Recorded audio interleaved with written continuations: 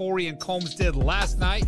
We're going to talk some, we have some Guess Who with Mr. Wyatt Williams coming up as well. And we have a new segment tonight called The Real Bottom Line with Kevin. Kevin is a part of Belly Up Sports as well. But we have to welcome the true myth, the true legend, the true man among men, Mr. Brandon BC Combs. What's going on, man? What is going on, Buck? What's going on, Man Hour Nation? All our people on Belly Up Sports, 313 The Flash, Big X Radio, all our people in the UK, you know, drinking their tea, eating their crumpets, all the good stuff. All the good stuff. What is going on, man? So first things first is apparently I got your name wrong. Yeah, it says you're Man Hour _ Torrey. Guys, this is not Torrey. This is Combsy. So that's 100% my bad. So, but Combs, if we go solo mode on you, it does say Combsy there. Just when it's just the two of us, it says Buck and Torrey. My bad, dude. Hell? Dude, I'm really sorry. Am I that ugly? Actually, I mean, Torrey is probably the most ugliest one out of all of us on the Man Hour. So no, you're not that ugly, man. That's disappointing. Definitely not that ugly. But guys, we are going to talk some Cincinnati Bengals tonight. They are running the North. Surprise, surprise, surprise to many people. But we have to start on the other side of the map. We're talking the West Coast. Sunday Night Football. The Green Bay Packers outlasted the San Francisco 49ers last night with the last-second field goal. You guys talked about it, how, you know, they left too much time on the clock for Aaron Rodgers and all that good stuff. But Combs, I got to ask you this question. Are the Green Bay Packers back? Are they back to that Super Bowl caliber team? Are they back to running the NFC until the NFC Championship game? Are the Packers back? I'm glad that it says Torrey under my name for anybody who's watching this right now. The Packers suck. And Torrey is saying this all right now. The Packers are horrible. I am a biggest Bears fan to ever live. This is Torrey. So when you're commenting, make sure you ask Torrey why he traded. But no, look, the Packers they never went anywhere. They had a rough week 1, and they never went anywhere. They came back. They won in week 2. They destroyed the Detroit Lions like they should have. They had to come back after losing a 17-0 lead yesterday. I think that might be the one takeaway that you can take from that, is that, hey, they had a 17-0 lead, right, and they had to come back and needed a last-second field goal to win that. But the Packers are a good team. They were in the NFC title game last year. They've still got Aaron Rodgers. They still got Devontae Adams. They still got Aaron Jones. They're a good team. They have trouble stopping the run on defense. And every once in a while, they get into these offensive lulls where they just can't put the ball in the end zone. But they're a good team, and they're not going anywhere. They're going to win this division. It's a really bad division. They're the best of the really bad division. So, I get people, it's a funny thing to me is because I woke up this morning to about 6 or 7 Facebook notifications, and all of them were from Green Bay Packers fans talking trash about the Bears. And I'm like, you guys are more angry after a victory than you are after a loss. And all you want to do is talk about how much the Bears suck and you guys won. Like, cool. Like, stop comparing yourself to a trashy organization that the Bears are right now.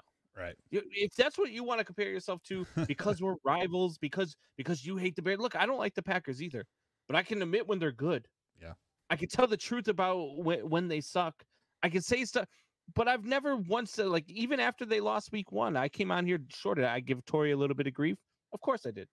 But that's what we do because we're fans. But never once did you ever hear come out of my mouth, oh, the Packers suck.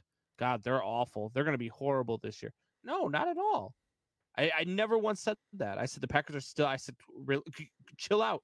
They're going to be fine. They lost week 1. It looked bad. Aaron Rodgers looked bad in week 1, and I spoke the truth. But it had nothing to do with that. But fans are dumb, man. Fans are dumb.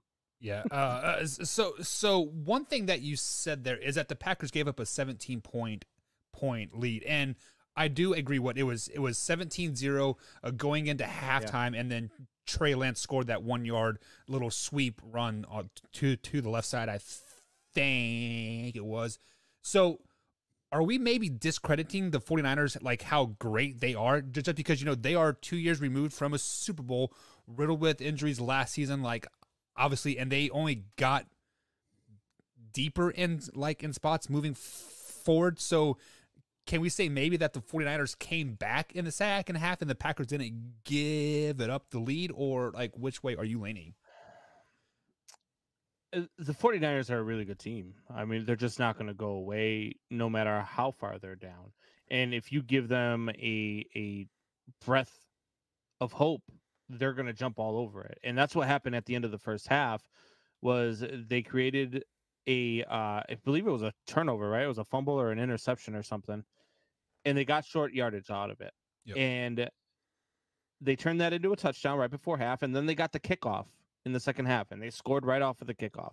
So right off, it went from a 17-0 lead to a 17-14 lead in a matter of 5 minutes of game time. Exactly.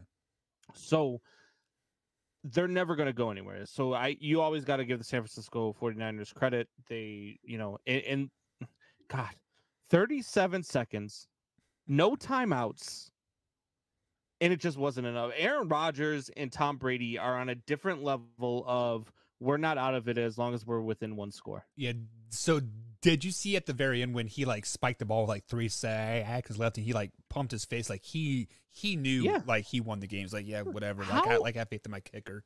Like, how big a cojones do you have to go 37 seconds, no timeouts, and shoot the middle of the field? Yeah. He didn't even go sideline routes. He shot the middle of the field. Yeah, there was one play where Davante Adams tried to get out of bounds, but he was tackled. And so I actually want to bring that up. So you say they have the big cojones, balls, or whatever you want to say, to like throw the ball down the middle and complete these passes and like all that stuff. But I think it's good coaching. Like, I think they have coached to be in this situation. No. Like you said, Aaron Rodgers has done it. Did you hear what Aaron Rodgers said, though? Yeah. After the game, he said, Matt wanted me to shoot the sidelines there, but I know that in this time, I want to get the ball to Davante. Right. And I was fine with shooting the middle of the field. Matt LaFleur wanted sideline passes. That was all Aaron Rodgers. Aaron Rodgers said, yeah, screw you. I'm going where I want to go. And they were giving him in the middle of the field. So take it. I mean, which exactly that's what you should do is you should, as a defense, you should give them the middle of the field. But this is where the lack of coaching comes in from the San Francisco 49ers sideline. Let's flash back to Super Bowl when they lost to the Kansas City Chiefs. What were they doing to dominate the Kansas City Chiefs in that game? They were running the ball.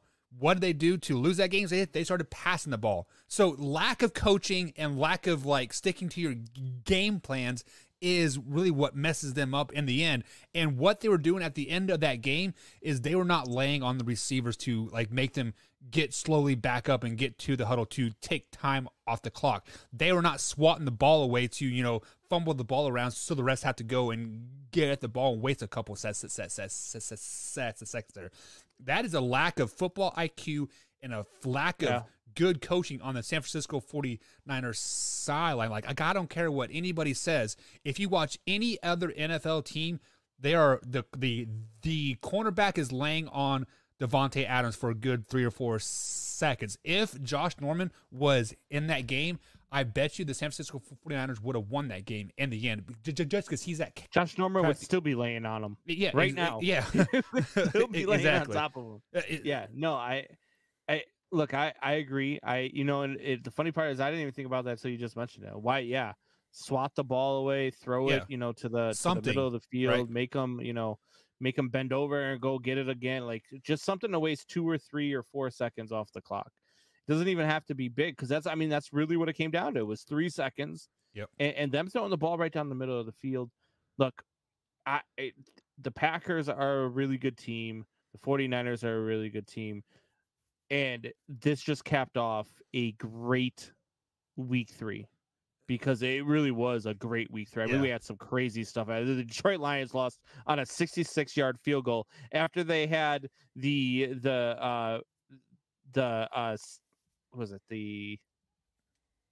Ravens. They had them at 4th and 19 with 35 seconds to go from their own 17.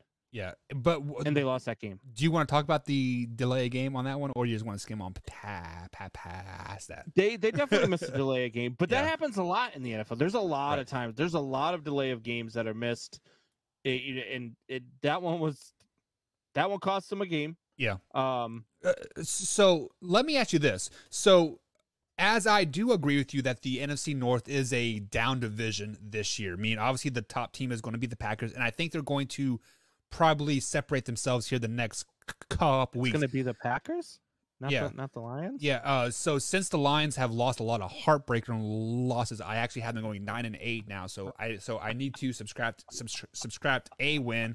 I heard you say it on the last night's show, so I have to like contradict myself, I guess. But let me ask you this: was it a couple years ago we saw the Cleveland Browns basically invent new ways to lose games? They'll be up like 55 points and they would fumble 16 snaps in a row and lose by 2. I believe in what their 0-16 game. There was 10 games when they lost by 1 possession, or I mean, like obviously not or less, but by 1 possession, less than 7 points. We are kind of seeing that with the Detroit Lions. Do you think they are going to be like the best, worst team in the NFL? No, I think the Miami Dolphins are going to be the best, worst team in the NFL. I feel like the Miami Dolphins are a quarterback away from being a real threat in the AFC, which is Watson. I think that the Detroit Lions are a lot of pieces away from being a real threat in the NFC. So no, I don't think they're going to be the best, worst. I think that they're competing right now. I just, they had a lead on Green Bay last week and ended up losing that game. They should have won yesterday. Yeah. Only the Lions can lose like that, right? I saw something where it was like 3 60-yard field goals have beaten them in games in the last like 30 years or something. That's insane to me. But yeah, like I said, they are inventing new ways to lose a game. 65-yard field goal that bounced off the upright, bounced straight up, and a little bit of wind pushed it over. And that's the second time Justin Tucker's done it to him. Yes, he did it to him a couple years back. He did it a couple years back, and Justin Tucker beat him with a 61-yard field goal. And now he just with a 66. It's gross, man. It's so bad. It's got to suck to be a Lions fan, huh, Luke G? Yeah, so Luke G will be on the show tomorrow, so guys, be sure to ask him how he's feeling. Make sure he is not on, like, watch there of jumping ship and becoming a Vikings fan or a Packers fan. But are we going to say that the NFC North is the worst division in football? No. I still say that's the NFC East. You got some really bad teams there. Even the AFC South is looking pretty bad too, though. Yeah, AFC South isn't, Carolina's shocking me, though. Carolina being 3-0 just, blows my mind right now. Yeah. I would have never thought that in a million years. We'll be talking about some 3-0 teams tomorrow. But speaking of teams making some noise here, the LA Rams, we saw them. Is it considered an upset if you are at like either way? They upset the Buccaneers. Let's just be flat out honest. They upset the Buccaneers. They were the favorite in that game. Yeah, but still, Super Bowl champs, 17-0. They return all 22 starters. All right, but the Rams beat the Bucs 34-24. Combs, are the Rams that freaking good? Yeah, they are. And going from Jared Goff to Matt Stafford has really vaulted them from being a very good team to being a great team. And that was the key missing cog is a quarterback that they can actually depend on to do the things that they want to do. And they're able to do it now. And man, is it showing.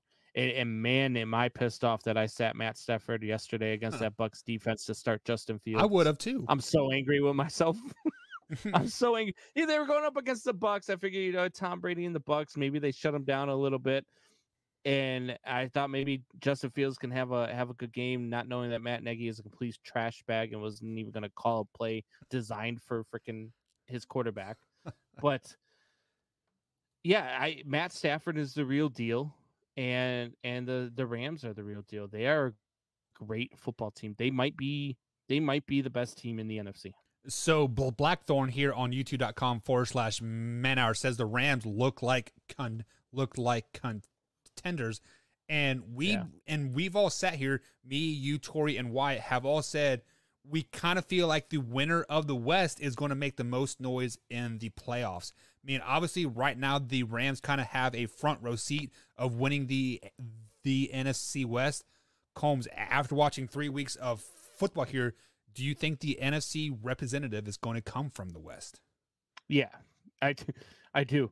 They might be a division that, I mean, quite possibly. Let's see. So you get your 4 division winners, and then you get 3 wild cards, right? Is that how it goes? The 7 teams. Yep. Would it surprise you if all 4 NFC West teams go to the playoffs? Not at all. Not at all. And so, I mean, at that point, 4 out of 7 teams, I mean, the odds are forever in their favor. Right. And so, yeah, I absolutely think that the winner is going to be, and if it's not the Rams, I think that the Cardinals have a really good shot. And if not the 49ers are right there. I think those are the 3 best teams in the NFC.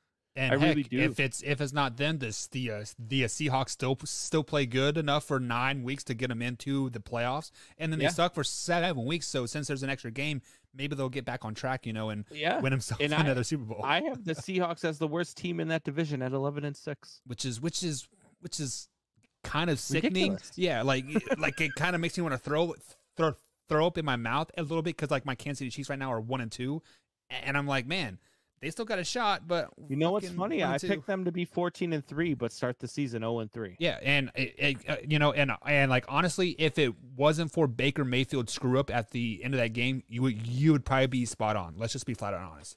Yeah, and I think right now you're about to get a very angry Chiefs team, and when you get a very angry Chiefs team, things are going to happen in their favor. We talked about it a little bit last night. I'm going to be watching them closely over the next couple of weeks. Yeah. Well, because if they lose another game, if they lose another game over the next couple of weeks, it might be panic time in Kansas City. Not, I wouldn't say panic time, just because they've been there, they've done that, they played behind. I just feel every like maybe freaking playoff game. Up to them. The league might be catching up to the Kansas City Chiefs. So, when you say catching up to them, do you mean like learning their offensive scheme and knowing how to shut them down? Yeah, and that's exactly what you do. Is you run the ball. You do exactly what the Chargers did. You forced them into making mistakes and run the ball and milk the time off the clock. That's exactly what you did. Sunday for the Kansas City Chiefs was a perfect storm. They had 4 turnovers. Andy Reid was having, I think he's still in the hospital. I don't know if it's COVID or heart stuff, because he's had history of heart issues, much like Urban Meyer. No pun intended. There. Probably heart stuff. He probably realized that he lost to the Chargers and was just not happy about it. So Combs, let me go off script here a tad bit, and not poke fun at Andy Reid's health whatsoever. I don't want to do that, because I respect the guy and I wish him nothing but the best. But is this how Eric Bieniemy can get a head coaching job in the NFL, is if Andy Reid is no longer able to coach? And would that be the best choice for Kansas City?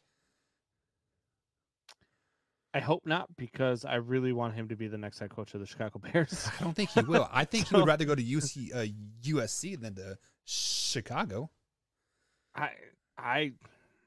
Why?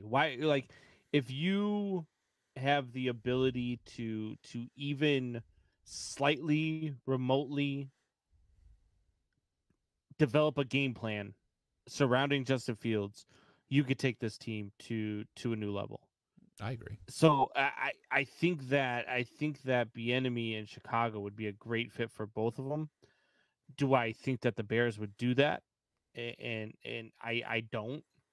I mean, this is a team that fired Lovie Smith after a winning season to give us 3 years of Eric Chessman and now 4 years of Matt Nagy, which is crazy to me. It's so bad. It's so hard. Like I get it, man. I'm a Chiefs fan. I get it. I should be laying right next to Andy Reid right now, because I can't believe I have not had a heart attack. I can't believe that because over the last 2 days, just the name Matt Nagy puts like this anger inside of me that I just want to burst out. Like, it's just, have you ever seen, you've seen Venom? Yep. Yeah, so it's like the reverse. Like the Venom just wants to come out and just like eat Matt. Can I eat Matt Nagy? So I feel like tonight, guys, it's obviously Monday, and Mondays we do have coming out with Combs. So Combs is building up that anger, and at the 8:50 hour, 9:50 here on the East Coast, he will be letting out all of that rage as he comes out of the closet and pronounces that he is actually a Vikings fan. No, I'm totally kidding. That ain't happening. But coming out with Combs is coming up here in roughly about an hour and a half. But last thing before we head to break, and then we got Guess Who with Mr. Wyatt Williams at manhour_TWW joining us here at the 8:30 hour, 7:30 Central Time. Combs, who has pissed off the Buffalo Bills? The last 2 weeks, they put up 40-plus points. They are rolling. They're flexing on people. Are they better than they were last year now? I wouldn't say anybody's made them mad. I wouldn't say that they're better than they were last year, because last year they were a really, really good team. I would say that the last 2 weeks they've played Miami and Washington, and now they're about to get Houston, so they're probably going to put up a 50 burger. But then they get Kansas City. Right. So I think it's Washington's defense hasn't been what we thought it was going to be so far this season. They just haven't locked in. They haven't been as good. They're giving up a ton of points. They're giving up 29 points a game right now. And so that's a lot of points for the Washington football team. And the Buffalo Bills are just a great team. I mean, they've got a ton of weapons. Josh Allen is a top quarterback in this league, and he's proving it again. So I don't think anybody's made them mad. I just think they're that good.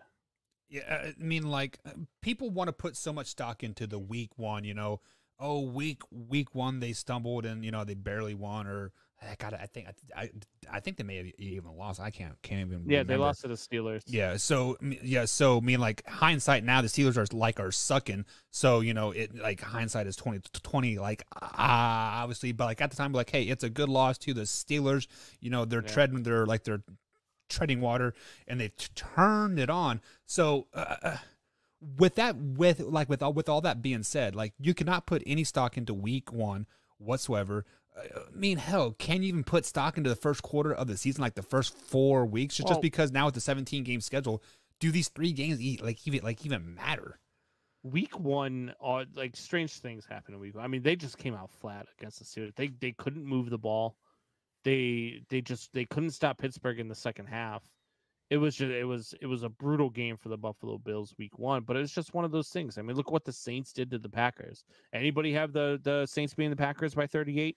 Anybody? No, because I sure didn't. No, not at all. And that's the thing. So the things happen in week one, and so you kind of take it for what it is. And they've turned it on since.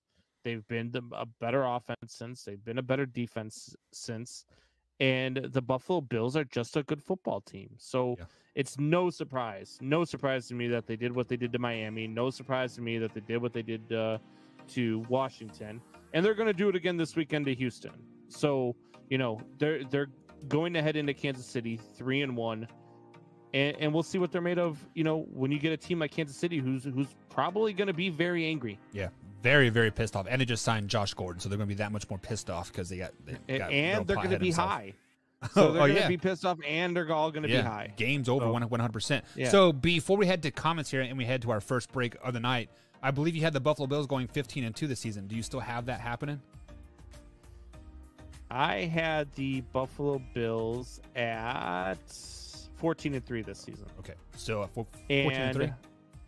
Yeah, I could see it still happening, but I think 13-4 might be more realistic now, because I still think, they got games against the Chiefs and still got a game against Tampa Bay, so those are 2 really tough games. Yeah, 2 very, very tough games moving forward. But guys, let's go ahead and jump into some of the comments here.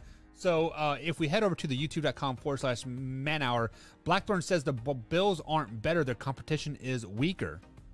That's a little... don't know. I mean, Washington, maybe. Yep. I mean, that's a fair statement because we talk about the Denver Broncos and they're 3-0, but I keep saying, yeah, they're 3-0, but they're 3-0 against the Giants, Jets, and Jaguars. Yes. So that's a fair statement. Right. So Blackthorn also says that the Bills need to show that they can run. Why? It's a passing league. They can run. Singletary is a very nice running back. They can definitely run the ball. Yeah, and still, it's still a passing league. You don't need to run. You don't have to show that you have to run the ball when you're scoring 47 points. Yeah, very, very true. I saw some stuff from Drew here. Here it is. Drew says, "Howdy, boys. What's going on, Drew?" And then he says that Andy Reid has heat exhaustion, aka dehydration. That's why he is in the hospital, not a stroke or heart complications or anything to that effect. Drew, I kind of feel like that's just kind of hush hush. You know, like, hey. He's dehydrated. I don't know. I mean, it wasn't that hot in Arrowhead. Yeah. If that is what it is, though, that's good news. Yeah, that's very good news, especially for a Chiefs fan. But yeah, it is that time here, Combs. Let's go ahead and get to our first break of the night, guys. We got Guess Who coming up with Mr. D. Wyatt Williams after the break. We'll be right back, guys. Stay tuned.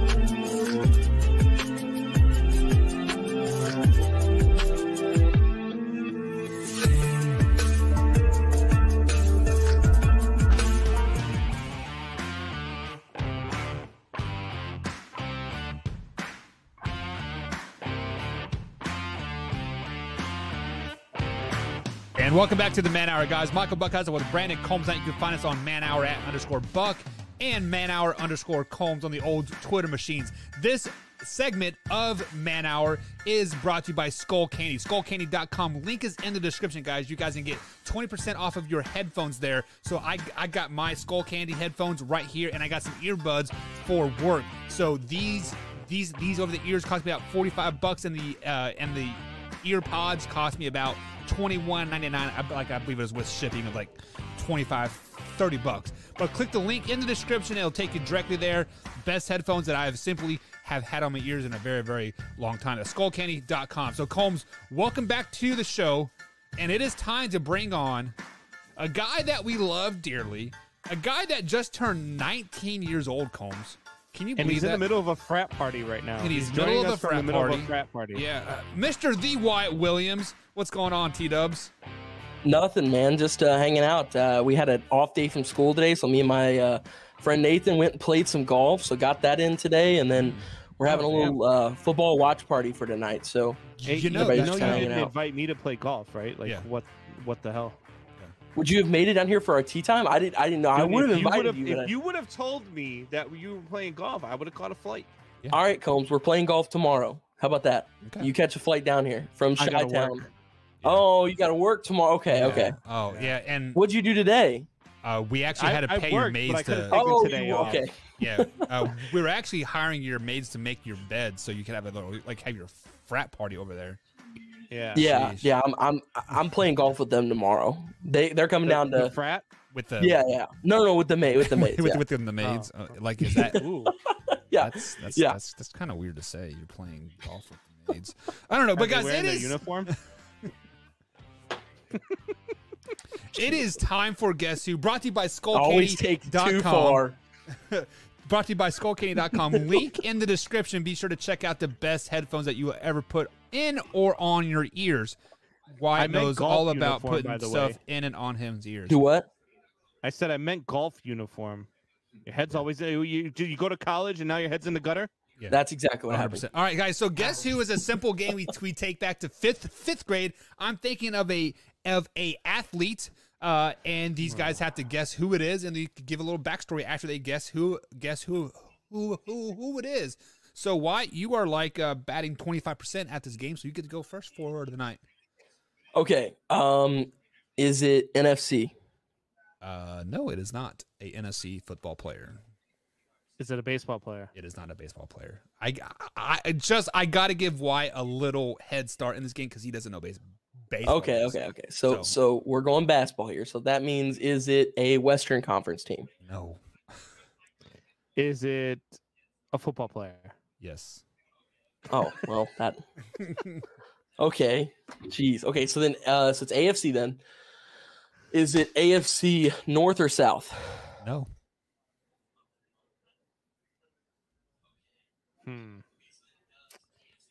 Is it Josh Gordon? It is not Josh Gordon. I was about to say, That'd be a great one, though. dude. Okay, so it's AFC. Is it AFC West? No. Oh God, here we go. Let's see. Is it Tua? It is not Tua. No people on the IR this week. Oh, it's Mac Jones. It is not Mac Jones. Oh, come on. Is it? Is it Zach Wilson? It is Zach Wilson. Good job, Mr. Beastie Combs. And the reason why we bring up Zach Wilson is because we had a little clip here on the Man Hour, youtube.com/Man Hour, saying that Zach Wilson is trash. Tori was all animate, pumping his chest, saying that Zach is trash, Zach is trash. Wyatt on that clip says, you know what, Zach is going to have the best NFL career out of all of these guys. And Combs later in that same week said, you know, Zach is probably better than Trevor Lawrence, better than Mac Jones, and better than Trey Lance as well. So Combs, He's been better than Trevor Lawrence. So Combs, is Zach Wilson trash? No, Zach Wilson's not trash. He plays for the New York Jets, and they just haven't gotten off the ground. He's got no weapons around him, has no offensive line around him. Robert Saleh and Zach Wilson will turn this thing around, but it's going to take a few years. They're not going to be world beaters this year. They might win 5 or 6 games this year, but that's what it's going to be. They are not there yet. Zach Wilson needs more help. Robert Saleh needs to develop that talent, and he needs to get away from the Jets. Pull a Sam Darnold, go somewhere else and be good. Zach Wilson will be good with the New York Jets. Zach Wilson will be the quarterback that takes the New York Jets to a playoff berth. See, I think Zach Wilson's going to be a good quarterback. I am so out on any quarterbacks being good in New York. When was the last good New York Jets quarterback? Joe Namath? Mark Sanchez? I mean, Mark Sanchez was in and out of the league. They went he to had an AFC title game. Like he had 3 good years and then just fell off. He wasn't a franchise quarterback. Well, he's a USC I'll tell you, the last franchise quarterback to spend, to be a for real quarterback for a while there for them is probably it's probably Joe Namath, isn't it? Geno Smith was there. He was there for a while, wasn't he? Geno Smith was there for like 8 games. God. He played like 8 games over the course of 3 years. Smith. Who was the quarterback before Mark Sanchez? He was there for a while, right? They had Vinny Testaverde for a little bit. He was good, with the Jets for a little while. They and had the Buccaneers and the Cowboys and every other team in the league. Well, think about it. They never really had like a set quarterback situation for the long term for the future. They had Brett Favre. Thought they've had it. They had Brett Favre many times for a year, for 2 years, right? 1 or 2. It was 1 year, and they went to the Vikings for 2 years, right? Yeah, something like that. Anyways, moving on to the next one. Guess Who, brought to you by Skull Candy, skullcandy.com. Link in the description. Combs is up. Sorry, Beastie. Beastie is up 1-0. Beastie merch coming soon. Beastie, you get the first question. Did you? All right. So, is it a football player? It is a football player. Is it NFC? No.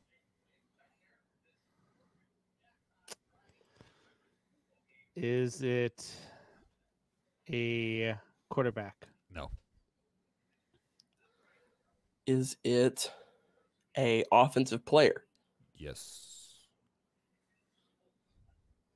Is it the AFC North? Yes. Ding, ding, ding, ding, ding, ding, ding. It's not a quarterback, and it is a... I'm sorry, did you say it was or wasn't a defensive player? I forgot. It is not a defensive player. They play the okay, so the it's offensive AFC player, North. not quarterback, AFC. Okay, Najee Harris. No. I think it's only one person. It is not Mixon either, Mr. Blackthorn. Is it Juju Smith-Schuster? It is not Juju. He's on the IR now, right? Yes, that's why I went with him. Ooh. I said no IR this week. Oh, we're trying to think of like hot topic players. Is it? Do they play for the Bengals? They do not play for the Bengals. That trash organization. We got some Cincinnati Bengals in tonight. What's up, Blackthorn? Is it OBJ? It is Odell Beckham Jr. 2-0 lead for Beastie Combs. The reason why I bring up Odell Beckham Jr., he played his first game since tearing his ACL, and he looked good. Like, let's just be honest. He looked pretty damn good. Obviously, Landry was out, so Odell really had to step up. So, Combs, I'm going to ask you this first since you won it. Can Landry and Odell gel together as a wide receiver core, or are the Browns going to take a step back when they're both on the field again? I see what you did there. You didn't go with guys who were injured. You went with guys who are coming off of injury. Yeah. I see what you did there. Yeah. So OBJ, yes, he can gel. I really like the way that they used him against the Bears. Without Landry, really, though. They could have used anybody and beat the Bears, but the way that they utilize him. Could they have used Matt Nagy and beat the Bears? Yeah, they could put Matt Nagy in and beat the Bears. Matt Nagy did beat the Bears yesterday, by the way. So anyway, Odell Beckham Jr., the way that they utilize him in there. Now, once they get Landry back, it's going to take a little bit of targets away from OBJ, and they're going to split him. But I think OBJ's been humbled. I think OBJ's been humbled by his injuries. I think that he knows his role now, and I think he's okay with that. I think he's to the point now where he just wants to win. Yeah, so why the reason why I bring this up is because last year when we saw Odell Beckham Jr. get hurt, it seemed like the Browns' offense improved. Do you think they're going to take a step back when Landry and Odell are on the same field again? I mean, I don't think they necessarily take a step back. I think they do take a step back in a way, but by taking a step back and looking at their situation, yes, the offense did look a little better last year without Odell in it, but they also looked really good yesterday with it. So I think that they try and find a way to they try and find their strengths of when he wasn't there and his strengths of when he was there, and try and, form a way to put them together and move the offense in that way. So many times they say addition by subtraction is better, right? And I think the Cleveland Browns are a damn good team without Odell Beckham Jr. on the field. And I think Odell knows he has to have an MBT type of season to be on the Cleveland Browns next year. So I think they're going to do everything he's going to do everything he can to keep everybody happy, get him the ball, and basically, if they don't make the playoffs and Odell Beckham Jr. has a horrible season or even a mediocre season, I think he is out of town. What do you guys think about that? Nothing surprises me in the NFL. I mean, they drop you at a drop of a dime for if you're having a bad season. So it wouldn't shock me that he'd be out. Somebody will pick him up quick, though. Wyatt, For sure. Thoughts? They're picking him up? I mean, I like question if someone will pick him up. Yes, I do think if they dropped him, someone would definitely pick him up. He's a big playmaker, or has shown signs of being a big playmaker in the past. He's got great hands. He's got really good hands. He catches the ball really well. Probably the best hands in the NFL. One of the best. I don't know. DeAndre Hopkins probably has the best hands in the NFL. And Devontae Adams is no slouch either. Devontae Adams is very close on that list as well. All right, so Devontae is more of a separation guy, though. So he gets separation and then catches the ball. I do have one more. Do you want an opportunity to redeem yourself and get off this goose egg, or do you want to call it a night? Come on. You got to try to get at least one. And I'll tell you what. Let's do this. I'll only go names. I'll just go straight names. I won't even guess anything but names. Okay. No. Combs, you go first. This. I go first? Yep. Is it Justin Tucker? It's not Justin Tucker. Oh, dude, if you would have got that, I would have just logged on. I'm done. I'm out. Peace out. Have a good night. All right. Come on, Wyatt. Excuse me. We got 3 minutes, man. Wrap it up. You can do it. All right. Yes, it is a Green Bay football Packer. Player? Yes, it's a Green Bay Packer. Oh, here we go. It's over. Is it Devontae Adams? It's not Devontae Adams. I feel like there's only one option here. But if I say it and I'm wrong, I feel like there's only is it Aaron Rodgers? It is Aaron freaking Rodgers, Wyatt. Good job. Way to get off that goose egg. The reason why I bring up Aaron Rodgers is because he said the reason why he grew out his hair is for a Halloween costume. He said that? What kind of commitment is that to grow your hair out, look like a freaking homeless person for a Halloween costume? He did look kind of rough. Do you have that kind of dedication, Wyatt, to grow your hair like that? Do I have that? No. I would never mess up my hair for Halloween. months. A guy who's stealing carburetors out of a freaking broke down freaking garage. Is that the costume that he's going for? It's the backup kicker for the Minnesota Vikings that is stealing the Cadillac converters off the Chevys up there. Yeah, I'm telling you, Aaron Rodgers. Either that or Aaron Rodgers. What's the one I saw? Aaron Rodgers looks like the guy who's it's his first. No, it's his first week at work and he's bumming smokes. I don't know. But so, Combs, do you have that kind of commitment to grow your hair like that and look like that? No, man, I can't grow. You guys can't even grow your hair anymore. What are y'all talking about? Whoa. Wyatt, once you can grow a mustache that actually looks like one, feel free to talk. Oh, but don't spill no milk on that, man. The cat might lick it off. Wyatt, we got to let you go, man. Enjoy your watch party. Enjoy college. We'll welcome you back on the Man Hour very, very soon. But tell the people when you plan on coming back. How about that? I am looking. We don't really care, Wyatt. Have a good night, guys. We'll be right back here after the break. What you do?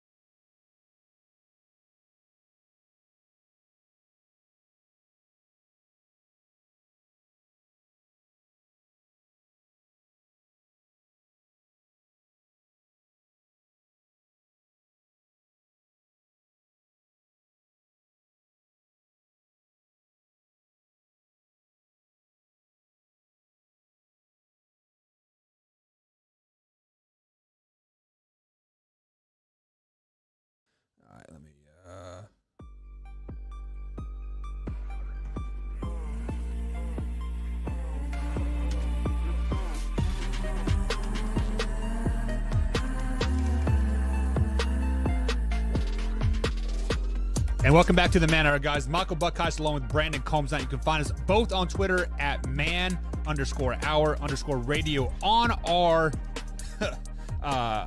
Twitter feed. As Drew says, it was the black hole. Yeah, Drew, that break was supposed to loop, but apparently I didn't click the loop button. That is 100% my fault. But guys, we do have a special guest coming up for you guys. This is Kevin. He has a show for us called the Bottom Line. And that's exactly what we're going to do here is we're going to bring him on, and this is the real bottom line with Kevin. But first, guys, this segment is brought to you by Skull Candy, so head over to skullcandy.com. Link is in the description, and check it out. You can get some best headphones out there. So let's go ahead and welcome Kevin and Combs back onto the screen here. Kev, what's going on, man? What's going on, fellas? I appreciate you guys having me on. I don't get asked to go on many shows. Part of that's my fault. So thank you guys. Well, first things first is, so here at the Man Hour, it is live, raw, and uncut. We are live right now, and we can say whatever we want. So because, you know, we aren't censored by anything but the FDA, and we get fined if we apparently bring up the word COVID. But that's besides the point. Great. Look what you did. Yeah, luckily I can edit that out for the radio. But Kev, tell the people about your show, where they can find it, etc. So obviously, bellyupsports.com. It's a Belly Up podcast. We're all part of the same brand, same family. Apple Podcasts, Spotify, Stitcher, all the stuff. Any platform that you have that you listen to your podcast, that's where you can find mine. If you want to find it on Twitter, it is at @therealbottom_pod. So it's at @thebottom_pod.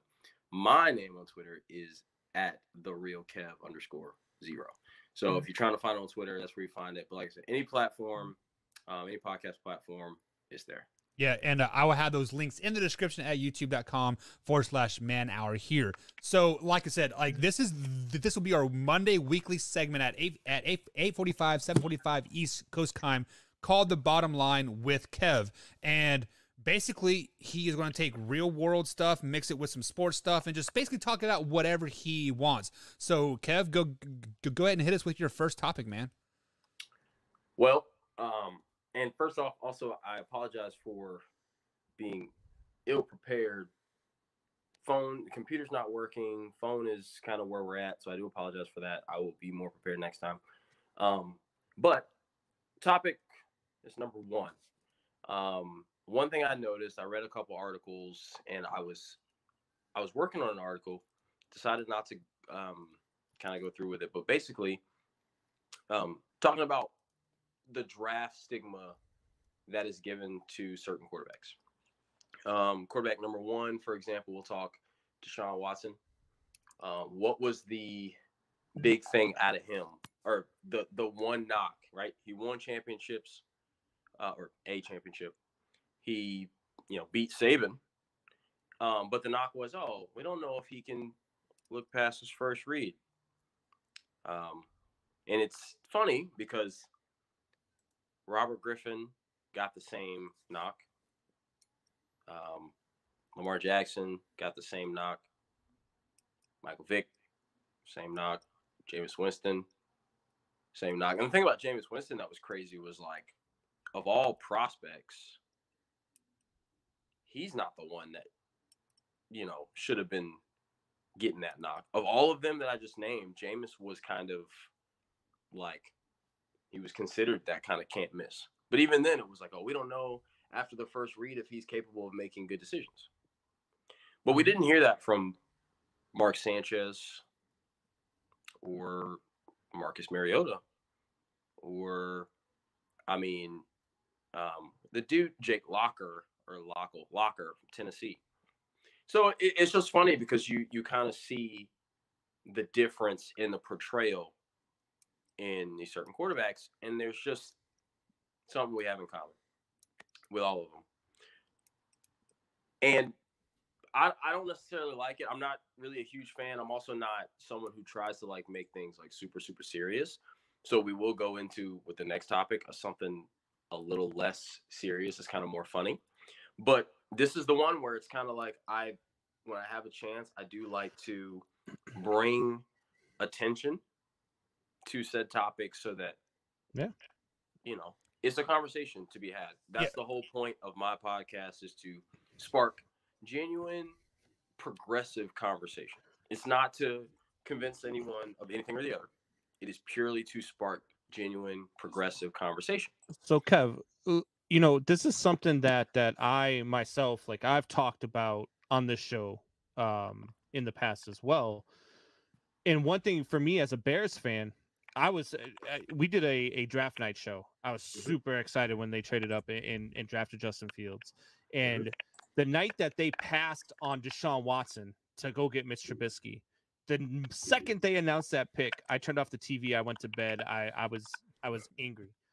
And the first thing that I had said when we talked about it that draft night was, I said, the Bears are never going to be a successful organization until they come to the realization that they can actually draft a black quarterback, because that is one of the things that they have never really done. And the fact that they went out and got Justin Fields was great. Now they've got to go get the coach that can actually coach him. That would be a huge benefit for him. But you're right. I mean, that it has been, something that they had, has been a problem when it comes to, the mobile quarterback, the black quarterback. It's always been something that they've talked about. Can they read? Can they do this? One of my knocks on Justin Fields coming out of college was he tends to hold on to the ball too long. And that's still a knock I have on him now in the NFL, is that he's got to learn how to get rid of the ball a little bit quicker. I don't know if that stigma ever goes away, though, because this has been one of those leagues where it's progressing. I mean, we're starting to see a lot more mobile quarterbacks. The mobile quarterback is really starting to take over this league. So I don't know if it'll continue to be a thing. But why do you think that has been a thing? So we got no volume coming out of you right now, Kev. Yeah, so I think it's been a thing is because of all the players that you said there. Michael Vick, Jackson, etc. Like, these haven't been pocket passers per se. Lamar Jackson as an NFL quarterback still can't. Yeah. Cannot throw out of the pocket. Let's just be flat out honest. And he is one of the trashiest quarterbacks in the NFL, because he is a running back playing quarterback position. You stop with the blasphemy right now. He does this every time, Kev. But every time we talk Lamar. But I don't think that stigma will ever get away, just because when you see these high-profile black quarterbacks, they are on teams like Ohio State. They're saying Justin Fields cannot read his second or third spots on the field. He didn't have to. He had the best freaking receiver on the field. It was wide open. Why do you want to throw him to second receiver? You don't have to. So the only way that this stigma ever goes away is if, I don't know, the next 5 or 6 years, the best athletes, let's say Michael Vick, Justin Fields, Lamar Jackson, Patrick Mahomes, they all go to Division II schools that don't have the best athletes, and then they still dominate with a pocket style type of approach. That's the only way the stigma will ever go away. Kev, this is your segment. What are your thoughts? And so you're absolutely right. I don't think the stigma is going away, and that's because the top tier athletes aren't going to Division II schools or Division III schools. Also, if I want to be honest with you, I'm a little bit on the train with you on Lamar Jackson as far as a quarterback, but we can talk about that later. Yeah. No, facts. I think that he's a great football player. I'm not gonna call him a great quarterback. That's that's another conversation for another time next week. But my thing is back to Combs when you ask why I think that is. I think naturally, people tend to fear or cast off things that they don't understand, or that they don't, like things they can't figure out, right? They don't understand. We call people like Kyrie Irving weird because what he's saying doesn't match our normal opinion. The NFL for so long has been a league where winning one type of way works. It used to be ground and pound. My quarterback didn't have to be that great, but I needed to have a great running back and dominant in the trenches, offensive and defensive line. And it wasn't until somebody decided, okay, yeah, I don't mind being the crazy one, to change the game. Now it's a passing game. It was stagnant quarterback. There was a time where Phillip Rivers, Drew Brees, Tom Brady, Eli Manning, Peyton Manning, Ben Roethlisberger, like, look at the quarterbacks I'm naming here, stagnant quarterbacks. And someone said, well, I'm going to go get this Vic kid, or I'm going to go get, there's a quarterback in the NFL has just been something that when you're looking for, and this is every position, honestly, in all sports, when you're looking for a quarterback, what are you looking for? Well, I don't want 5'11", Kyler Murray, unless he can do ridiculous things no one else can do. I want 6'6", Josh Allen with huge arm, right, huge potential. And the black mobile quarterbacks don't fit that. And when people are really, really good with their legs, and you have to find, and all they do is make plays, but in the world we live in, you got to find something. You want to say, oh, he's running because here was the biggest thing with Deshaun Watson. He holds the ball too long. But before that, it was, at first they said he can't read past the first read because he would look, if it's not open, he would take off. If he saw man coverage, he pretty much would drop back to take off. They said, oh, he's not reading the coverages. So then he said, okay, I'm going to start reading the coverages. I ain't got no offensive line, but you want me to sit here and read the coverages? That's what I'm going to do. So then he holds the ball too long, right? It's lose-lose. But he had the whole press conference where he sat there, reporter asked him a question, and he highlighted exactly what he's looking at on the field. He says, if the safety comes down, you do this. If he stays up, you do the blah, blah, blah, blah, right? And people praised him for it. But it's like, no, it was always there. But when he stood there and waited for the reads to come with no offensive line, he was holding the ball too long. When he took off because he had no offensive line, he can't make the reads. Yeah. And that's I don't know what the scouts were thinking about when they were talking about him not being able to do, because all I saw all throughout his college career was a quarterback that knew how to win ball games and a quarterback that was ready to come into the NFL and dominate the way that he did it against Alabama in that championship game. The kid was just a proven winner. I hate it. Like, God, I don't know how the scouts that said Trubisky is a better draft pick than Deshaun Watson still have a job. If they still have a job, I don't know. I don't know how it's possible.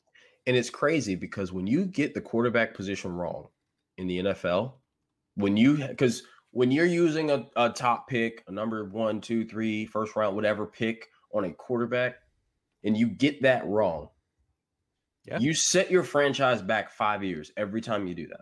Right. Yep. Okay.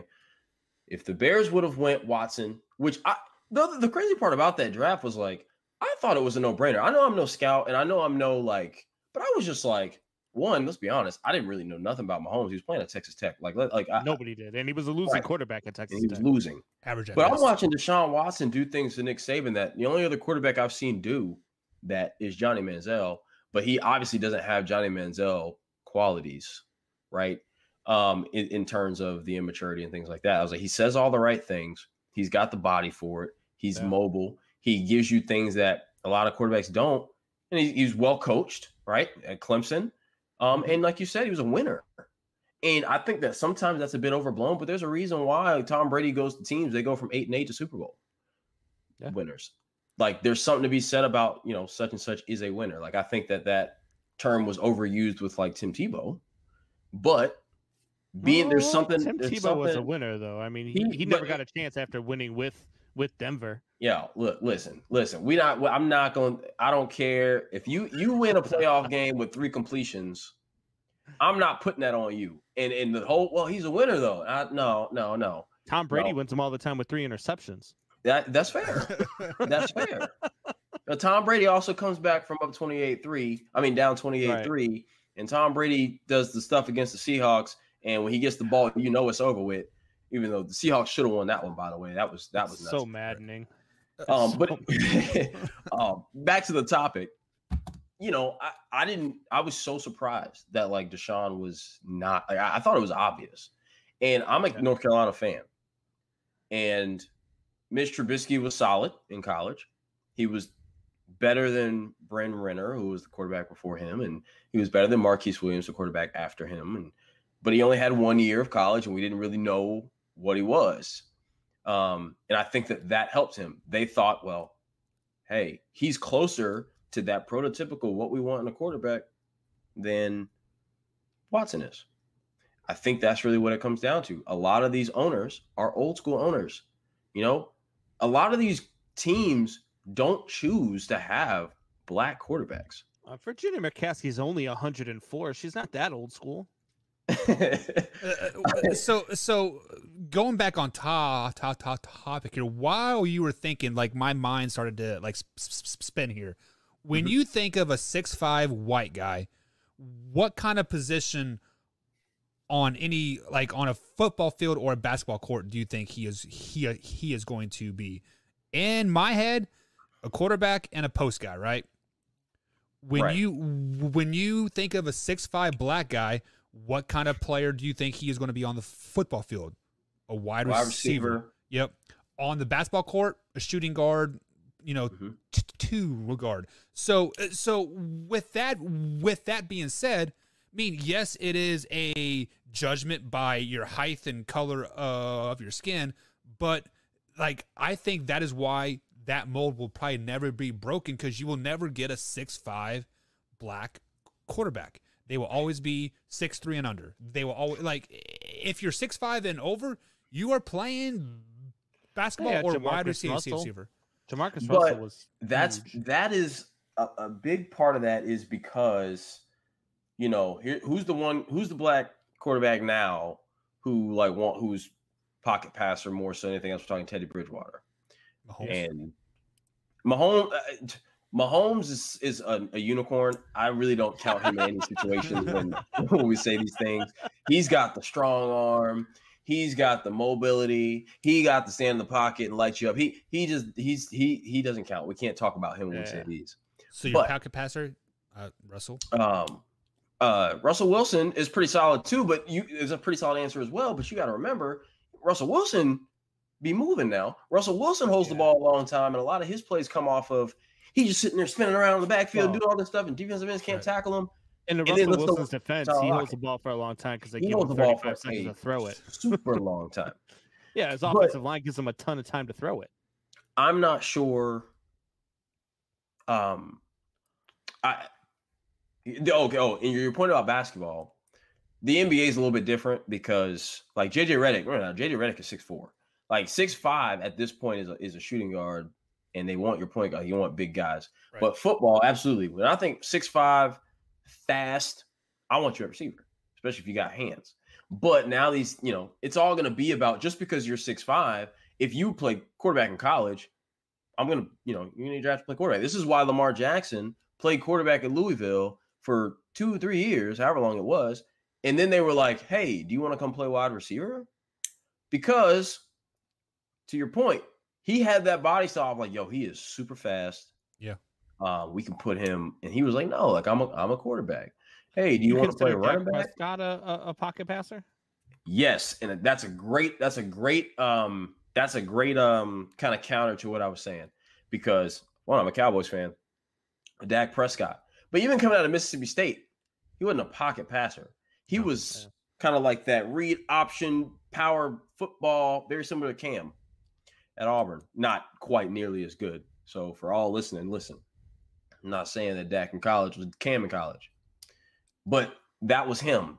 He didn't really develop that. Let me sit here and read the reads until he came into a Jason Garrett offense that was all about timing and rhythm and things like that. Right. So to bring our conversation full circle, I agree. I don't think that stigma is going to go away. I don't know what has to happen, but a lot of the owners are old school, played old school football, have old school philosophies, and they're the ones who, when you run a business, you bring people in your business, you hire those who can help carry out your vision. So I'm not bringing a coach who just completely thinks the game different than me. I'm going to bring somebody who I at least, I like where his head is at. His head is near where my head is at. We got some things in common. We can make this work.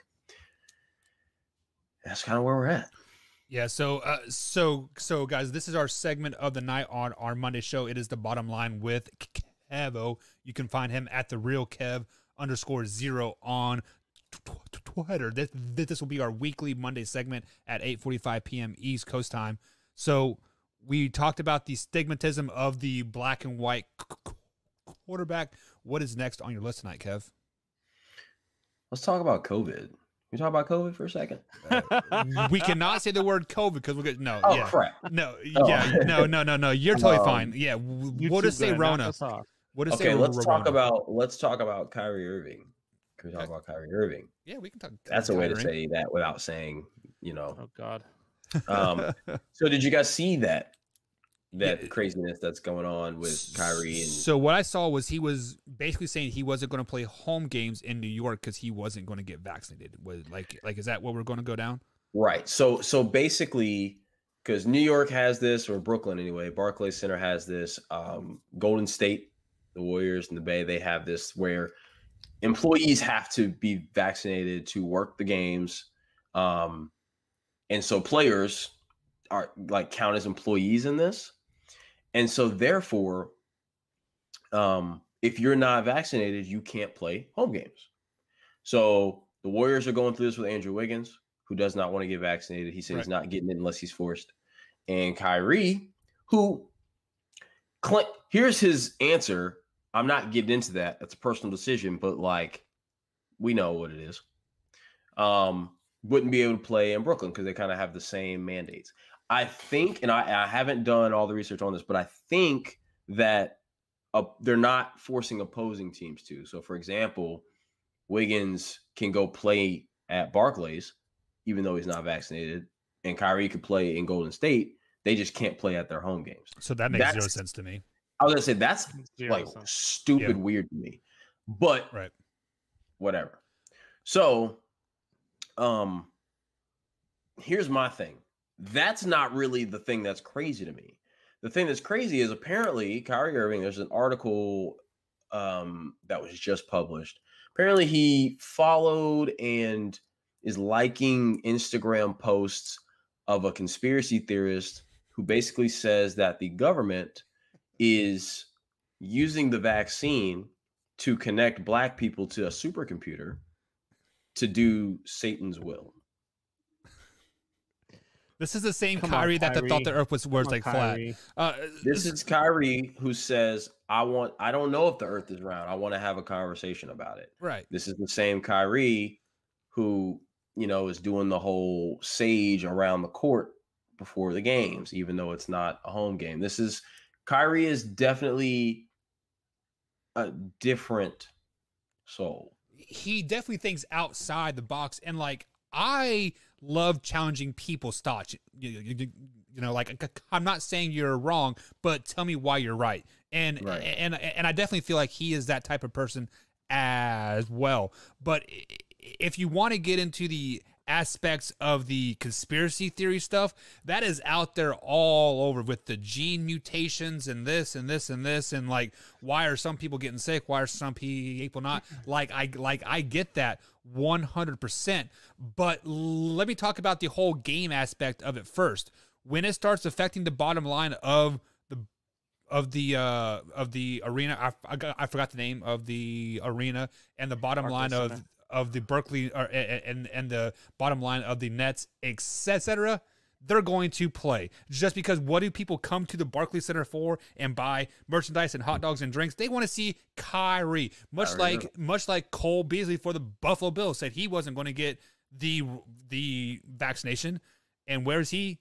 He's playing on the field right now. After the Buffalo Bills said they would cut anybody that didn't get have vaccinated. So I'm calling a 100% bluff on everything that they're saying. Like, there is no way that Andrew, like, let's say that LeBron James said, I'm not going to get the shot. And obviously California and the city of LA, they're the most left-winged people out there, right? And they're all pro-vaccine, yada, yada, yada.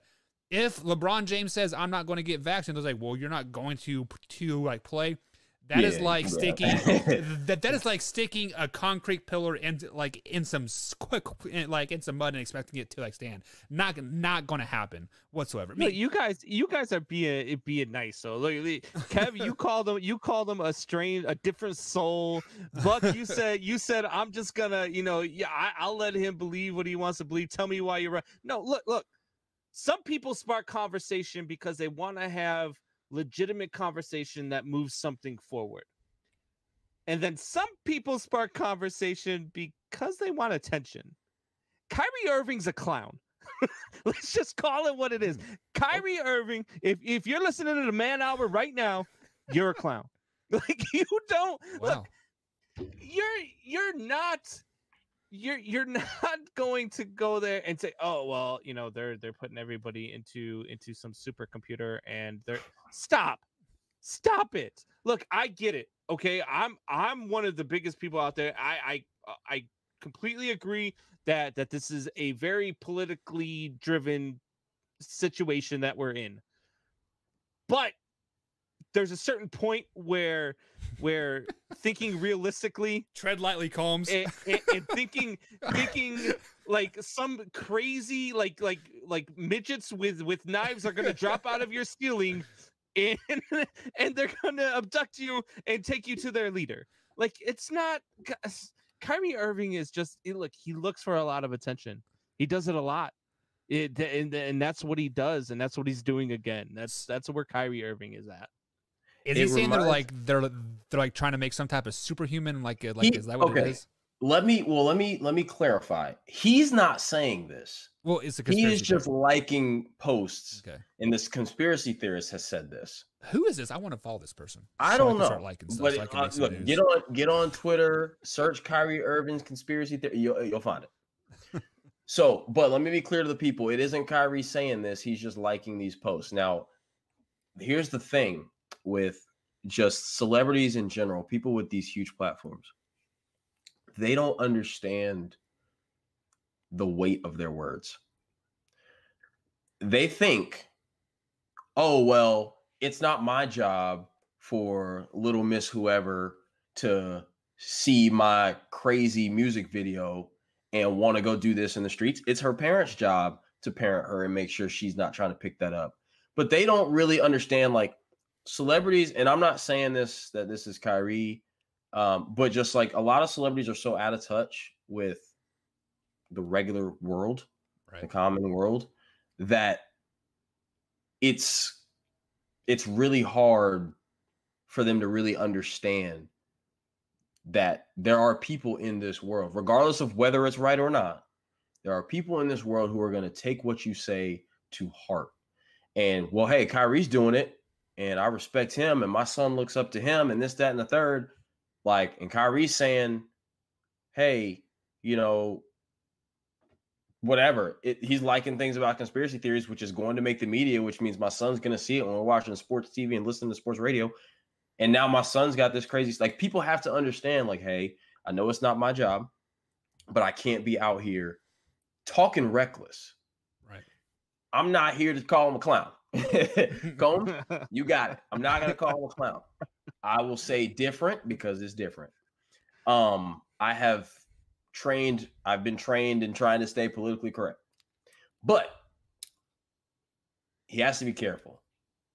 He's very in tune with his Native American roots, because I think his mom is Native American, and he's really in tune with giving back. I fully believe that his heart is in the right place.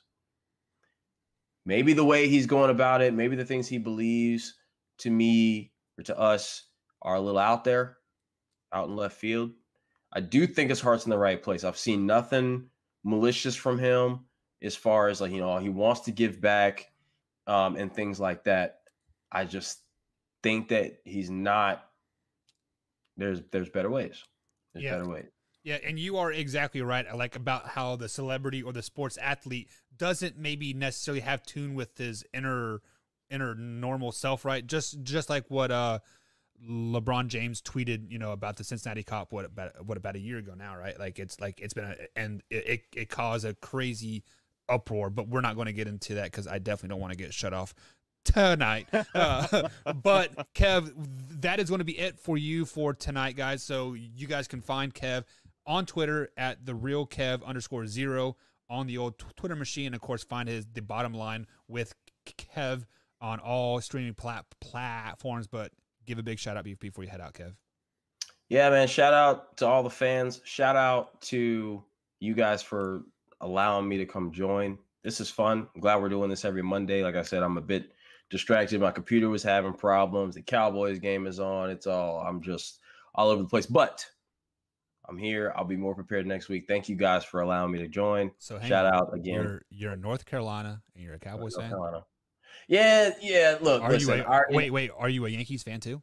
I don't really watch a lot of baseball. My dad's a Yankees fan, so when I root for people, I actually root for the Dodgers because you LeBron James. Come on, all right, man. Thank you for joining us, Kev. Guys, we'll be right back here on the Man Hour. Thank you, guys. All right, man. So that's basically how it's going to work. Like each week, like you have a 15 to half hour little thing there, and you do your thing. Yeah, I like the way that goes, man. I like that segment. I like that idea for the podcast. That's how you do all your podcasts. Every single one. I talk about, and like my point is, like I just try to. I want to spark progressive conversation. Obviously, we were kind of roasting Kyrie a little bit, whatever. That's cool because that's fun. But like when I talk about that stigma of, I don't really want to make it a race thing. I want to make it a conversational thing. Let's talk about, because I've talked about how, NFL and NBA owners, with the collective bargaining stuff, like how things go like that. Like there's just, players wanting, NFL players not having guaranteed contracts, like that kind of stuff. Just anything.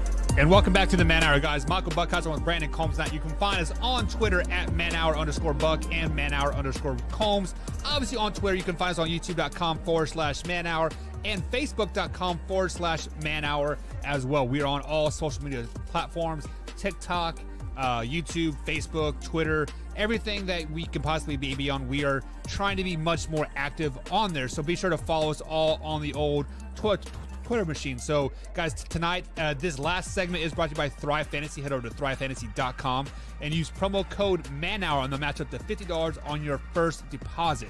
That's thrivefantasy.com, promo code MANHOUR. You can also download it on Android and iOS devices. So let's go ahead and bring Combs back onto the show here. No, that's not Tori. We're on TikTok? We are on TikTok. Man Hour Sports Talk, man. Man Hour Sports Talk. So I'll have to check that out. Yeah, you have to check that out because I do upload little clips on there and game picks. And what you guys don't know is the guys, we break the 16 or the 15, 16 games out each week, and we all pick a games and tell us what team is going to win. And bada bing, bada boom, we upload a little clip, and it's there. So it's on TikTok. It's on the TikTok, man. I'm gonna have to. Man. No Right. more girls shaking butts on TikTok is now. No, I watch It is all the now Tori comedians, shaking man. his butt on TikTok. That's I what watch it's all all the about. comedians. The funny stuff is where it's at on TikTok. Yeah, I love Jason Banks. I'm not gonna lie. Oh, His God. shit cracks me up. I loved it. Oh, my God. Yeah. He's so funny. So you want to know what else is funny? That segment that we just did. It wasn't funny by like, you That know, was a good haha funny, but it was just Yeah. like funny, like, man, like I can actually think like that and like not get, you know, scratching Yeah. eyes and, you know, all that stuff for like my thoughts. Right. And yeah, I Right. mean, And Kev the definitely- great, and the thing that really, I think that helps him, is that he's not a white guy doing it. Because Yeah. if that was a white guy doing that, it'd be a totally different reaction to it, right? Yeah. You know what I mean? So hey, he seems like a really down to earth dude. We had a really good conversation with him. I look forward to doing that every Monday. Yeah, so that is the real bottom line with Kev here on the segment of the Man Hour at 8:45 East Coast time every Monday moving forward here. So guys, but it is time to dive back into some shop talk, some sports headlines here. Shop talk is coming up here in about a half hour, actually about 15 minutes here. We're a little behind schedule, but Combs, it is time to talk about the title of the episode, the headliner, the big line news, and that is the Cincinnati Bengals flexing on the NFL, saying, look at us, as they beat down the Pittsburgh Steelers. Combs, are the tides turning in the NFC or the AFC North? Are the Cincinnati Bengals the best team in the North? Or are the Pittsburgh Steelers what we thought they were? A 10 and 7 playoff bound team? They're 1-2. Yeah. And you know, they're a Buffalo Bills not coming to play week 1 away from being 0-3. Good point. And I had them at 5-12 this year, or 6-11, somewhere in that ballpark. The Pittsburgh Steelers aren't a very good team, and the Bengals, we thought they were going to be better this year. I had them being better this year. I had the Cincinnati Bengals being 8-9 this year. I had them beating the Pittsburgh Steelers this week. It's no surprise to me that they beat the Pittsburgh Steelers. I think it's more of a shock that they lost to the Bears last week. You know, Right. but they get Jacksonville this week, okay, and they're going to be 3-1, and then they got to play Green Bay after that. That's going to be the test. That's going to be the test that'll tell you where Green Bay stands, or I'm sorry, where Cincinnati stands. If they can compete, if they could play up with Green Bay, then I might believe in them. You know what I mean? They're a lot like the Denver Broncos right now. The Right. Denver Broncos are a team where they're 3-0, and they did what they were supposed to do. They beat the team they were supposed to beat. But I want to see how they play against the good teams. And that's what we're going to see here in a couple weeks for Cincinnati. We're going to see what Cincinnati can do against the Green Bay Packers, who are a very good team. We're going to get to see what they do against the Baltimore Ravens twice. You know, we're going to get to see what they do against the Cleveland Browns twice. They've got the Raiders on the schedule, the Niners on the schedule, the Chargers on the schedule, the Chiefs on the schedule. Not an They've easy got a tough schedule. Yeah. No. So we're going to see whether or not the Bengals are for real really, really quick. Yeah. So, And sorry. I'm not sure they are. So, few things that I do before the show is like, obviously, like we prep, and one things that I look for the title of the show, and then I go and search stuff on YouTube, on Google, and I read and I listen to stuff, etc. This is coming from a Cincinnati Bengals podcast. Yeah, a Cincinnati Bengals podcast. That's all I do is a root for the Cincinnati Bengals 100%. You know what they said? They have a whole podcast. They have a whole podcast, Combs. And you know God. You know what they said? They said this team is all smoke and mirrors, and if it wasn't for some fluke plays, they would be 0-3 right now. This is coming from a Cincinnati fan base, that talks nothing but Cincinnati football. I'm like, Come on, fluke plays though. Joe Burrow is pretty damn good, guys. Let's just be honest. He coming back from a horrific knee injury after getting battered last season. The Bengals did nothing in the draft to protect his ass besides drafting a wide receiver, and somehow their old line got better. Their receiving core got better. Mixon is showing that he is a solid running back now. Guys, the Cincinnati Bengals, if I'm playing the stock market, Combs, I am buying them because maybe not this year, but next year, Combs, they might be a team that you don't want to mess with. This when we talk about the best of the worst teams, yes, the Lions might be there as well, but the Cincinnati Bengals might be the best of the worst teams. This is going to be your best 3-15 or 3-14 team that you have ever seen. They could have a record number of 3 to 4 point games where they lose just because they aren't quite there yet. They don't know how to know how to win.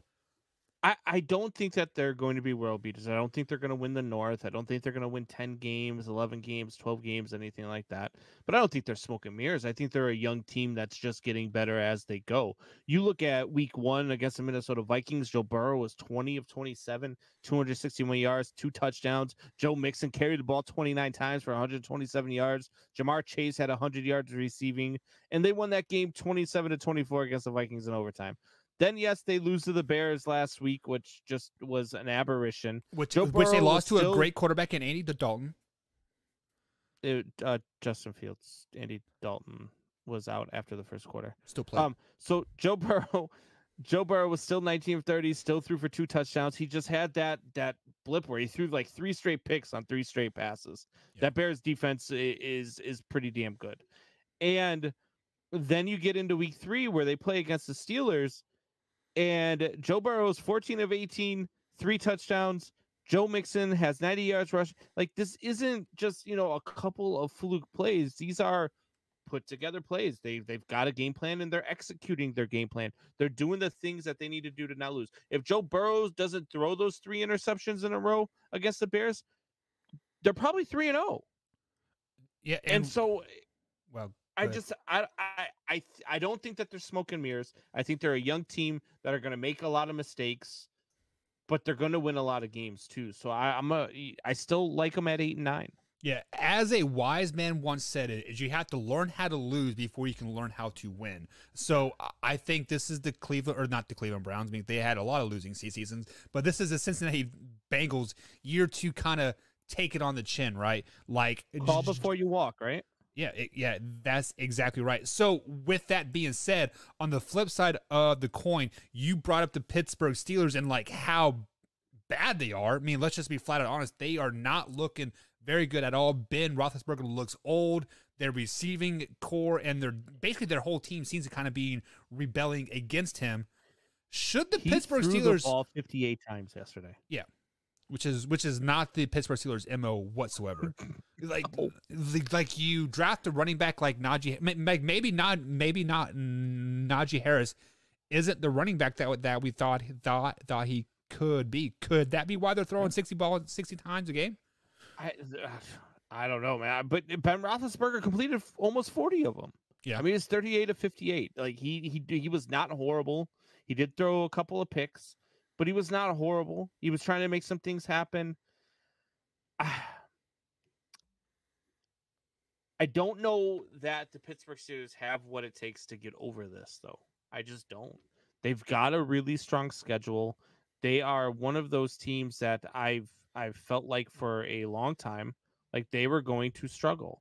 And I feel like this team is going to still be there and they're still going to struggle. So I don't like the Pittsburgh Steelers this year. I don't like where they're headed. I think Big Ben is hanging on too long. They've got a tough schedule. They've got now they lose to the Bengals. Don't get any easier next week against the Green Bay Packers. Right. And then you've got the Denver Broncos, who are probably going to be either 3-1 or 4-0 heading in there. And then they've got Seattle and Cleveland. Then they get a couple of bye weeks with the Bears and the Lions, but then it's right back to business with the Chargers, Bengals, Ravens, Vikings, Titans. Did you say Chiefs. A bye week with the Bills? No, Bears and Lions. Okay, I just said Bills. I'm like, I don't think that play. Yeah. Okay. So go ahead. The Pittsburgh Steelers they are what I thought they were, which is a 5-12 team. Yeah, and so many people they're putting this asterisk by like, oh, Mike Tomlin has never had a losing season. Yada yada yada, and this is going to be the same thing now this year. So when Combs, I'm going to take your words and I'm going to say that you said that Big Ben is hanging on too long, and I do and agree to an extent. So if that, like, let's just say Big Ben is hanging on too long, and he has a torn pec or a bruised pec, or I don't know what his injury is, but it's something with like with his pec. And no, it is not his heart. Big Ben has a lot of heart. Should the Steelers go get out a quarterback like Cam Newton, Nick Foles, Mitchell Trubisky, should they be looking at a quarterback in this kind of trade period when you still have time to really acclimate him into the offense before Big Ben does get seriously hurt from taking all those hits? Yeah, and they absolutely should. They should look at, I don't know about a Mitch Trubisky because I still don't believe in the kid. Right. But you could look at, a couple of backups right now that you could bring in that could at least hold down the fort until you get the guy. Here's a curveball, and we talk about this guy a lot. Why not make the move and mortgage the future on Deshaun Watson? Deshaun Watson in Pittsburgh is I mean, everything, I like that. Everything makes sense, but the financial situation. I don't know what their financial situation is in Pittsburgh whatsoever. I mean, that's that's not my cup of tea. I don't look at all that crap. But I feel like they paid Juju. Hell, they just gave TJ Watt $100 million. So I don't think they have the capital, Combs, to bring him on. But even if they did, let's say they brought him on right now, would the Pittsburgh Steelers even be a playoff contending team? So the Pittsburgh Steelers have $12 million in available cap space. Okay. That is plenty of money. But go get no, it's not. He's making $100 million over the next $12 million 5 years. In cap space this season. Right. $12 million in cap space this season. So he's making, what'd you say he's making? It's like $100 million over the next 6 or 7 seasons, right? So it's like $25 or $35 million a season. You're $20 million over cap. I don't think that's what he's making per season. I think a lot of that was probably in incentives. I think a lot of that was probably because that's what the NFL does, right? They don't. That's what they don't guarantee Mahomes, their right? contracts. They don't do, they don't do any of that. They do a lot of incentive laden deals, and they do a lot of things that allow you to have the cap space once the season starts. So you are exactly right. Deshaun Watson's base salary this season is 10.5. Okay. Yeah, so that's, I mean, why not? I mean, you're going to have to give up draft picks. You're going to have to give up, starting talent because that's what they're asking for. Right. But doesn't mean you have to give up your top starting talent. It doesn't mean you have to give up, look. I think in theory they would want like a Juju or a Claypool, and with like a Najee Harris. Like you would think they would. You could give up Juju and be fine on this team. Think so? Oh, absolutely. So we seen they've always had that 1-2 punch. Juju really excelled when Antonio Brown was there. Once Antonio Brown left, Juju kind of sucked, right? And then Claypool came in. Juju became the two guarding receiver, and then Claypool had a breakout year. But I mean, they still got Deontay Johnson. Okay, they still got James Washington. Those are two very good wide receivers. I like Zach Gentry too. Right now, isn't really seeing much playing time, but I think once he gets the ability to get that playing time, I think he's going to be just fine. But if you go ahead and you trade a Juju Smith-Schuster, or hell, even give up a Deontay Johnson in that trade, and then you go and you look back and I mean, obviously you're not giving up TJ Watt, but you can give up a Terrell Edmonds or a Joe Hayden or a Minkah Fitzpatrick and still be fine on that defense. Would you give up TJ Watt though? I mean, like it seems like every time somebody signs a big, every time somebody signs this big deal, this hangnail has been bothering me for the last year. Maybe it makes sense if you're going to take on that much money to give up that much money. Yeah.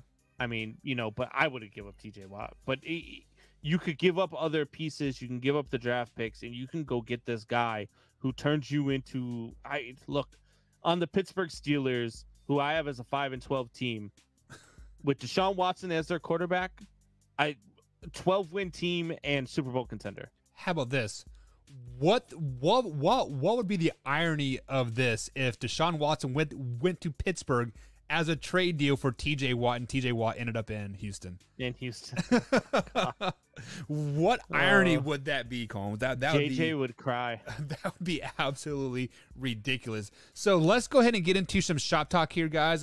We have quite a few comments to address here. So if you guys want to ask anything, let us know in the youtube.com/man-hour section here, and we'll go through all the comments before coming out with Combs is coming up here in about 5 to 10 minutes here on the Man Hour. So Drew says Kevin gives his segment more credibility, which I think we do agree with that 100%. Yeah. And then Drew says, how about Brady going back to New England next week? Exclamation point, exclamation point, exclamation point. We will be diving that deep into that later, like in the week, but Combs, you may not be on for the rest of the week. So like you brought up the question here. Is this going to be the biggest Sunday night game ever, like as far as rating wise goes? Yeah, I would imagine it's going to compete for it. I'm gonna watch. I mean, I'm gonna watch anyway, no matter who's playing. But that's gonna be fun to me. Like to see Tom go back and especially if they're winning, because Patriots fans jump off the ledge faster than any team in the world. Yeah, they do. So I can't wait to listen to Boston radio on Monday morning. I can't wait to listen to Soup Boss or Hoffy or yeah, and watching Tom Brady come back and beat up New England would be fun. What wouldn't be fun is if he goes back to New England and lays an egg, right? He goes back to New England and lays an egg. What would be more entertaining, though? The Bucks that are going 17-0, returning everybody, start the season off 2-2, and the Patriots, the almighty Patriots, are now 3-1 with Mac Jones, or the opposite? Man, that's a tough one. Either way, it is going to be must talk. It's going to be fun to talk about. Yeah, either way, it's going to be must talk. And it's going to be a lot of fun. Like Tom going back to New England, it's just going to look weird too, right? Yeah. Tom in New England in a different uniform. Yeah. And I really, the only thing that could be cooler than this would be, and as much as I don't want to see it happen because I don't want to see them back in the Super Bowl, but a Patriots versus Buccaneers Super Bowl, I think would be just as fun. To see Tom Brady versus Bill Belichick, right? What would be more? Excuse me. What would be more heartbreaking for Patriots fans? A beatdown of 50-3 or a tie? God, I think it would probably be the tie. Oh, like we aren't good enough to beat Brady. I would rather get my ass kicked than freaking tie, man. I hate ties. Yeah, but at least if you get your butt kicked, then you feel like you never had a chance. If you tie, you at least you're like, damn, we were right there. If we only did this different, if we only did that different. I'm not good enough to win though. You know, they lose 50-3. It's gonna be like, oh well, it was Tom, same old Tom. Why did we let Tom go? Yeah. Why didn't we fire Belichick instead and keep Tom? We kept the wrong guy. That's what's gonna be all over New England. So, oh God, I can't wait. Will this ever end the who needed who more? Did Bill need Tom or Tom need Bill more? No, because I still think it's a stupid argument. Yeah. I still think that, for one, you're never going to know the answer to that. And for two, I think they needed each other. It was a perfect storm. We talked about it. It's a perfect storm. Yeah. It was just, I mean, you have one of the greatest coaches of all time and the greatest quarterback of all time on the same field at the same time in the perfect system. It was a perfect storm. Yeah, so Monday show, guys, we'll definitely be diving deep into that game 100% because we might have to get Hoffy on just to talk, especially if the Patriots do get their asses whooped. That we definitely need him on just so you can rub it in their face a little bit. But he'll come on in his Tampa Tom jersey, though. Yeah. Isn't that ridiculous? Hey, over under Sunday Night Football, the NBC crew shows at least 30 Tom Brady Patriots jerseys in the game. Oh, over. Everybody's they're gonna show people wearing the Brady Buccaneers jersey. Here's one. Over under 3 jerseys that are split in half half Tampa, half New England. Tom Brady jerseys. I'll go under. I'll go under. I'm gonna go over. Okay. Well, definitely. So more comments here. Drew says the Bengals are similar to the Raiders, and I asked him, "What do you mean by that?" And then are better. And then Drew comes back and says both teams used to have and are accommodated to losing. They both have improved to where they are borderline between good and below average. I'm gonna say that the Raiders are more real than the Bengals are. The Raiders, I believe, can compete in that AFC West. I believe that the Raiders are finding their stride, and I think the Raiders are really good. I think the Raiders are the real deal. Watch out for 10-11 wins from the. You guys are missing the point. Last year, the Raiders started just like this. They were 6-2 to start out the season. How they finished the year out? 8-8. Same old guys. The Raiders are still the Raiders. They will still drop their 6 of the final 7 games and miss the playoffs. And the Chiefs run the West. Just face it. Raiders. I don't care if they're in first place or whoever's in first place. It doesn't matter. Who's in last place right now in the the Kansas City Chiefs? I do believe. Okay. But I'm asking for a friend. They've been back-to-back Super Bowls. They have. But we're talking about last year, or are we talking about now? Yeah, you are absolutely right. You're absolutely right. Also, Miami Dolphin fans, Javier, please move past 1985. That'd be fantastic. Poor Javier. Man. Poor Javier. But Combs, it is that stop special. betting on the Dolphins, Javier. Yeah, stop betting on them. Stupid, man. Stupid. And stop betting $500. Be more responsible, Javier. I know. He's lucky I didn't take his money a couple weeks ago. Yeah. I really should have, but I was being nice. All right. So, Combs, it is that special time of night when I give you the solo shot. Coming out with Combs. Are you ready, good sir? I'm always ready. All right, guys. Coming out with Combs, brought to you by Thrive Fantasy. Head over to thrivefantasy.com. Use promo code MANHOUR. Combs, let her have it. Oh, we're not going to break? Nope. Oh, God. I thought we were going to break. All right. So coming out with Combs. Look, guys, we knew it was coming. You knew what I was going to talk about. I wasn't going to let this go. Matt Nagy is hot garbage. He's just garbage. Look, the guy says the same thing every single week and never alters his game plan. Every single week. I took a look at the tape and we weren't very good. No kidding, Matt. Cool. What else you got? We're gonna look, see if we can find out the reasons why we're not very good right now. Well, Matt Nagy, I'll tell you what. I've got an extra mirror in my closet upstairs. I will go ahead. I will take it out. I will mail it to you at Soldier Field or Hallis Hall, wherever you want me to mail it to you. You hang that sumbitch up in your office. You stand right in front of it. Yeah, look at it. And there's your reason why. You suck, Matt Nagy. You are horrendous. You can't change your game plan to alter it for the first franchise quarterback the Bears have ever had. You want him to continuously do the things that you want to do, even though they don't work. 9 times this man got sacked yesterday. 9 times. And what did you still do? Oh, 4 to 6 step drop. Oh, let's go another 4 to 6 step drop. Oh, let's go another 4 to 6. 3 play calls the entire night were designed to break containment, designed to roll out of the pocket. 3. You took 1 shot downfield and got a fluke pass interference call, which brought you to within, striking distance of the end zone. And on 4th and 2 from the 2.5-yard line, you decided to kick the field goal. You're an idiot. You're an idiot. You're not a head coach in the NFL.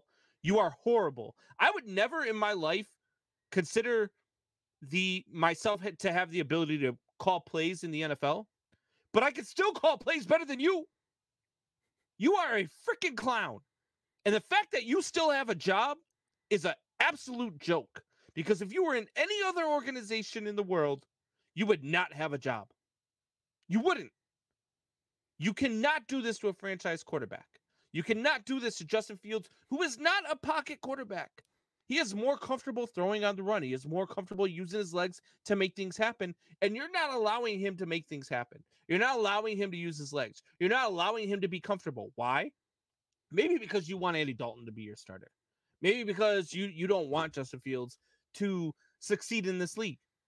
Maybe you don't want to keep your job past this year. I don't know what the reason is. But whatever it is, you're a freaking moron. You're a moron. And stop with the, oh, well, we're going to watch the tape. You don't need to watch the tape. It doesn't work because you suck. It doesn't work because you can't alter your game plan. It doesn't work because you can't make in-game adjustments. It doesn't work because you are not an NFL-ready coach. Period. End of story.